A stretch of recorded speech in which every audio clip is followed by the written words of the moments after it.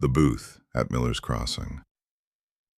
Sweat traced down the bruised cheek of a decorated veteran who'd just been struck across the face by an entitled small-town deputy's son. Inside a suffocating roadside diner in rural Georgia, absolute silence swallowed the room. Nobody dared breathe, waiting for the veteran to strike back. Instead, he simply wiped his jaw and smiled. He didn't need to throw a punch, because parked outside were 4 black government SUVs, and a 4-star general was already walking through the door. Part 1, Highway 19. Heat radiated off the cracked asphalt of Highway 19 in shimmering, distorted waves, making the faded neon sign of the Copper Kettle Diner look like a mirage. It was a Wednesday afternoon in Harlow's Bend, a forgotten stretch of rural Georgia, where the local sheriff held more real authority than the federal government, and everyone knew everyone else's business. Isaiah Wren sat in a corner booth, nursing a cup of coffee that tasted like burnt copper. At 50, Isaiah carried the kind of quiet, imposing stillness that only comes from surviving things most men couldn't fathom. He wore a plain gray canvas jacket over a white t-shirt, posture impeccably straight despite the exhaustion in his bones. Beneath his right collarbone, hidden from the world, rested a web of jagged scars, a permanent souvenir from a roadside ambush outside Kandahar during his 3rd deployment. He'd spent 22 years in the United States Army, retiring as a master sergeant, a man respected by high command and fiercely loved by the men who'd served under him. He was passing through Harlow's Bend, driving his old pickup across 3 states to reach a reunion for his former unit in Savannah. The diner was supposed to be a 20-minute stop for pie and caffeine before the final stretch. Behind the counter, Odessa, a weary woman in her late 40s with a stained apron and kind eyes, kept glancing at Isaiah, recognizing the military bearing in the way he held his mug. The diner was nearly empty, 2 older men at the counter arguing quietly over a crossword. The ceiling fan hummed, the grill sizzled. It was peaceful. That peace shattered the moment the front door swung open hard enough to rattle the bell above it. In walked Colton Reeve, 23, 6'2", carrying the kind of bloated, unearned confidence that comes from never once being told no. His deputy's uniform was pressed crisp, without a wrinkle, an ironic contrast to the gritty county he supposedly served. On his chest gleamed a badge secured entirely by bloodline. His father, Sheriff Wade Reeve, ran Harlow's Bend with an iron, corrupt fist. 2 of his deputy buddies trailed behind, laughing at something Colton had said outside. Odessa's shoulders tightened instantly. The 2 men at the counter suddenly found the crossword deeply fascinating. Colton adjusted his duty belt, hand resting on the butt of his sidearm, and surveyed the diner like a landlord inspecting a property he owned. His eyes swept past the counter and locked onto the corner booth. In Harlow's Bend, there was an unspoken rule. The corner booth under the vintage clock belonged to the Reeves. Nobody sat there without an invitation. Isaiah didn't notice or didn't care. He took a slow sip of coffee, eyes fixed on the highway outside. "Hey, Odessa," Colton drawled, loud enough to rattle the silverware. "Seems we got a stray sitting in my spot." Odessa grabbed the coffee pot and hurried over. "Colton, please. Plenty of other booths open. He's just passing through." "Didn't ask about other booths. I want mine. And I don't like people who don't belong in this town making themselves comfortable." The racial undertones sat heavy in the stagnant air. Isaiah's jaw tightened, a microscopic shift. He'd faced down insurgents, survived a mortar strike, led men through the worst nights of their lives. A spoiled kid with a badge barely registered. Colton, enraged by the silence, marched over and stopped inches from the table. "Hey, you deaf or just stupid? You're in my seat." Isaiah finally turned his head. His dark eyes met Colton's pale, bloodshot ones, calm and without fear. "No name on the booth, deputy. I'll be gone in 10 minutes. Find somewhere else to sit." Colton laughed, glancing back at his buddies. "You hear this? Outsiders giving me suggestions in my own town." He leaned in, breath sour with chewing tobacco. "You don't know who I am. My name's Colton Reeve. My father's the law in this county, which makes me the law." When I tell you to move, you say yes, sir, and move. Isaiah set his mug down without breaking eye contact. I served under real men, men who earned their authority with blood. You're a boy wearing your daddy's jewelry. I'm not moving. The diner gasped. Odessa dropped a spoon behind the counter. Colton's face flushed violent crimson. Before Isaiah could blink, Colton's hand cracked across his face. Part 2. The Convoy. A lesser man would have retaliated. Isaiah didn't reach for his cheek, didn't rise, didn't raise his voice. He turned his head back slowly, a red handprint blooming on his dark skin, his expression a mask of terrifying calm. You done? Isaiah asked, quieter than before. Colton, chest heaving, had expected fear or a wild swing he could use as an excuse. Instead, the stillness unnerved him. I'm done when you're out the door, old man. You just assaulted an officer by resisting a lawful order. Colton, please, Odessa cried from the counter. He didn't do anything. Shut up, Odessa. He turned back to Isaiah. Get up. I've been shot at by men who actually knew how to kill, Deputy. A slap from a scared boy doesn't register. But I'll give you one piece of advice. Walk away. The people I answer to don't take kindly to this. Colton laughed. The people you answer to? Out here on Route 19? I'm God. Isaiah offered a small, cold smile. We'll see about that. Outside, the blinding Georgia sun broke against the shadows of 4 black armored Suburbans pulling into the gravel lot, tires crunching, engines purring in perfect sync. One of Colton's buddies, a lanky deputy named Wyatt, glanced out the window and went pale. Colton, you need to look outside. Federal plates, tinted windows, reinforced chassis.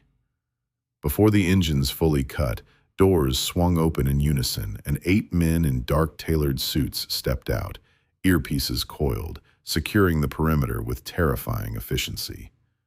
The rear door of the second Suburban opened. The man who stepped out seemed to pull the oxygen out of the Georgia air. General Miriam Castellan, 6 feet tall, silver hair cropped close, a face carved from granite, dressed in full Class A service uniform, 4 silver stars gleaming on her shoulders. A legend in the armed forces, commanded theaters of operation, advised 3 administrations, built a reputation as a brilliant, uncompromising tactician. She was on a state inspection tour of military installations across Georgia. Lord, one of the men at the counter whispered, Is that a general? Colton's bravado evaporated. General Castellan walked in, and the air in the diner grew dense under her presence. Her eyes swept the room, past the trembling deputies, and landed on the man in the corner booth. Sergeant Wren. Isaiah stood, brushed a crumb from his jacket, and offered a crisp, flawless salute. General Castellan, good afternoon. She returned it, then extended her hand. He took it, a silent acknowledgement of a bond forged a decade earlier in fire. Colton's stomach dropped through the floor. The man he'd slapped wasn't a drifter. He was on a first-name basis with a 4-star general. Castellan pulled back, her eyes catching the red welt on Isaiah's cheek. The warmth drained instantly, replaced by cold fury. She turned to Colton. Sergeant, would you mind telling me why your face looks like it just took a strike, and why this deputy has his hand resting on his weapon? Part 3. The sheriff arrives. Sweat pooled at Colton's collar. General, sir, this man was creating a disturbance, refusing lawful orders. I was forced to use compliance tactics. Isaiah said nothing. He let the lie hang in the air. Castellan turned to the older man at the counter. Is that true? Dale lived in Harlow's Bend his whole life, knew the Reeve family's corruption intimately, looked between Colton's silent threat and the federal agents at the door, and found his courage. "No, ma'am, not even close." Gentleman was drinking his coffee. Colton walked in, demanded the booth, and when he politely declined, Colton slapped him, unprovoked. "That's a lie," Colton shouted, hand twitching toward his holster. Instantly, 3 suited agents shifted stance, hands hovering over concealed weapons. He froze. "Odessa?" Castellan asked. "Every word's true, General." Isaiah didn't raise his voice once. Castellan stepped closer to Colton, voice dropping to a venomous whisper. "You struck a man who spilled blood so you could have the freedom to wear that tin badge and play cowboy in a diner. Sergeant First Class Wren is a decorated combat veteran. He could have broken your arm in 3 places before your brain registered danger. He didn't, because he has discipline, something you clearly lack." Tires screeched outside. A White County SUV slammed to a halt. Sheriff Wade Reeves stormed in, expecting to find his son in a minor scuffle. Instead, he walked into a wall of federal agents and a 4-star general. "What in God's name is going on?" Wade tried to boom, but it came out hollow. "You must be the father," Castellan said, disdain plain. "Sheriff Reeve, I presume." "That's right. I'm sure whatever misunderstanding—" "A misunderstanding, Sheriff, is 2 cars bumping in a parking lot. What happened here is an unprovoked assault on a retired master sergeant because he refused to give up his seat." Wade shot Colton a furious look, then tried charm. "General, I understand you're protective of your veterans, and I respect that. If my boy overstepped, he'll be disciplined internally. Suspension, a written apology. But this is county jurisdiction." Isaiah spoke, steady and calm. "He didn't just overstep, Sheriff. He tried to provoke a fight to justify drawing his weapon. He operates like a thug." "Wasn't talking to you, buddy." "You'll address him as Sergeant Wren," Castellan snapped, the volume making the diner flinch. "Or you won't address him at all." Part 4. The Ledger. Wade bristled. "I don't care how many stars you got, General. You're in my county. Get back in your trucks. We'll handle the paperwork." Castellan's expression shifted into something colder. "Allow me to educate you on who you're dealing with. Sergeant Wren served 4 combat tours. During his 3rd, his convoy was hit by an IED outside Kandahar. Despite shrapnel wounds, he dragged 3 men from the burning wreckage under fire. One of them was a young captain, knocked unconscious." She paused. "That captain was me." The diner went dead silent. "He was awarded the Silver Star for that day. He is the reason I'm alive to stand in this diner. And your son just slapped him across the face because he wanted a corner booth." Wade's face drained. "I apologize on behalf of the county." He rounded on his son. "Colton, apologize. Now." But Colton, who had never once in his life been told he was wrong, gripped his holster instead. A fraction of an inch, a pathetic display. Before Wade could shout, before Colton could blink, the lead agent, Captain Osei, closed the distance, clamped down on Colton's wrist, forced the weapon back into the holster, and drove him to the floor. 2 more agents were on him in seconds, knee between the shoulder blades, duty belt stripped, wrists zip-tied. "Get off him," Wade lunged, and Osei stepped in front of him, hand on his own weapon. "Sheriff, keep your hands where I can see them." Wade froze, hands rising. Castellan pulled out an encrypted phone. "Captain Osei, contact the DOJ field office in Atlanta. Connect me to the Georgia Bureau of Investigation. Armed local deputy in federal custody for assault and civil rights violations. I want a full corruption probe into the Harlow's Bend Sheriff's Department before sundown." Dale stood up from his stool. "General, if the DOJ's coming, they might want to look at the ledger in my shop safe. Wade's been shaking down every business on this highway for protection money for 5 years. Dates, amounts, badge numbers." "You shut your lying mouth," Wade snapped. Not lying. You took 20% of my profits last month to pay for Colton's new truck. Odessa stepped out from behind the counter, pointing. He's telling the truth. Wade made me feed his deputies free every day, or he'd send the health inspector to shut me down. I've got the receipts. Wyatt, the lanky deputy, unclipped his own belt and let it fall. I had nothing to do with this. I'll testify. I'll tell the GBI everything. You traitorous little rat, Wade roared, lunging, and Osai swept his arm, drove a boot behind his knee, and put him on the floor beside his son, zip-tied. The dynasty was over in 20 minutes. Part 5. What Came After. Sirens grew louder outside.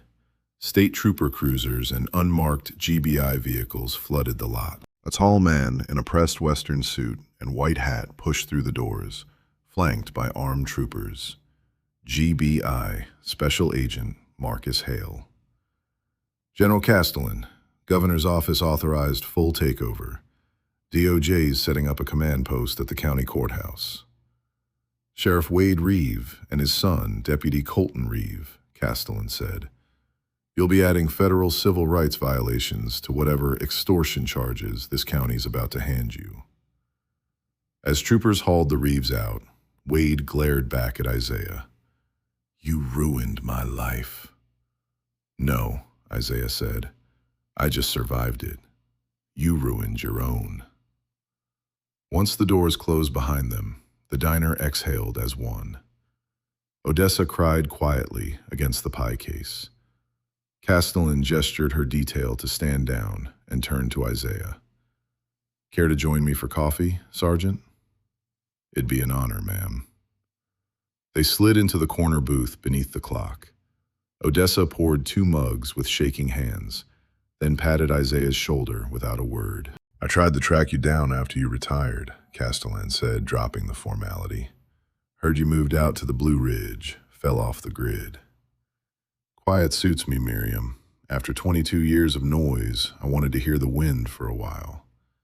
Just passing through on my way to meet the old unit in Savannah tonight. She gripped his forearm across the table. I meant what I said to that sheriff. My kids wouldn't have a mother without you. You took shrapnel to shield my head. I owe you a debt I can't repay. You don't owe me anything. You were my CO. More than that, you were my sister in arms. We bring our people home. That's the job.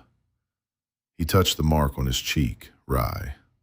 Besides, insurgent ambushes were a lot more dangerous than an arrogant kid with a tin badge. Castellan laughed, deep and warm. The restraint you showed today is a testament to who you are. Most men would have put that boy in the hospital. True strength is knowing when not to strike, Isaiah said quietly. If I'd hit him, I'd have just proven his worldview right, that violence solves everything. Now he has to live with the fact that the law he abused is the same thing locking him in a cage. Part 6. Savannah. That evening, Isaiah pulled into a gravel lot outside a barbecue joint on the edge of Savannah, the neon glow washing over his windshield. Inside, 5 men sat at a long table in the back, all carrying the same grounded, watchful stillness combat leaves behind. Well, I'll be damned. Reggie Okafor, former combat medic, stood grinning, a prosthetic gleaming where his left hand used to be. Beside him, Tobias Lund and Marcus Webb waved him over. Look what the cat dragged in, Tobias hollered. Thought your truck finally died on 19.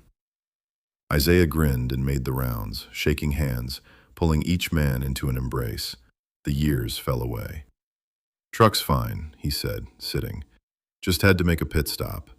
Met some interesting locals who needed a lesson in manners. Interesting locals in rural Georgia, Marcus snorted, sliding a beer his way. Usually means somebody sold you fake moonshine or wrote you a bogus ticket. An hour of stories passed, toasts to the ones who hadn't made it home. Then the television over the bar, muted, flashed a breaking news banner. Turn that up, Reggie called. A coordinated raid by the Department of Justice and Georgia Bureau of Investigation has dismantled the Harlow's Bend Sheriff's Department tonight. Sheriff Wade Reeve and his son, Deputy Colton Reeve, are in federal custody. Footage rolled, the county SUV being towed, agents hauling boxes of files. The raid was reportedly triggered by a civil rights violation involving a decorated veteran at a roadside diner this afternoon. The deputy assaulted the man, unaware a four-star general was arriving at the scene. The table went dead silent. 5 pairs of eyes turned to Isaiah, calmly sipping his beer. "Sarge," Tobias said, "did you—" Isaiah set his mug down, wiped foam from his lip, and touched the fading mark on his cheek. "Told you, boys. Had to make a pit stop. Met some interesting locals." The table erupted. Reggie slapped it hard enough to rattle the silverware. Marcus raised his glass. "To Sergeant Wren, still taking down corrupt regimes in retirement." "To Isaiah," they roared, glasses clinking. He looked around at the faces of his brothers, thinking that Castellan had been right. Refusing to throw a punch was the heaviest blow a man could land. Tomorrow he'd drive north toward home, toward quiet acres and the sound of wind. But tonight, he wasn't just a retired soldier. He was the spark that finally brought a reckoning to a town that had needed one for years. The end.